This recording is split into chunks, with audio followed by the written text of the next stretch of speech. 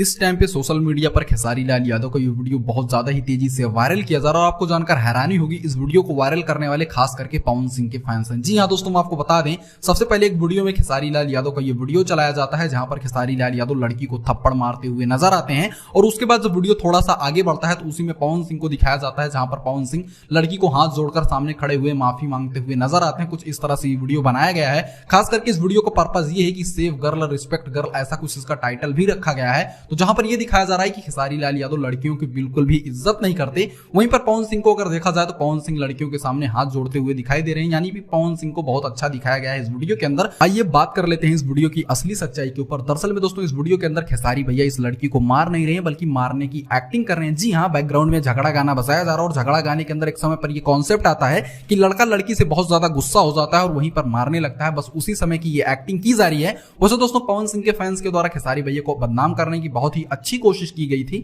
लेकिन आपको क्या लगता है, क्या पवन सिंह के फैंस खेसारी भैया को बदनाम कर पाएंगे या नहीं? कमेंट जरूर कीजिएगा।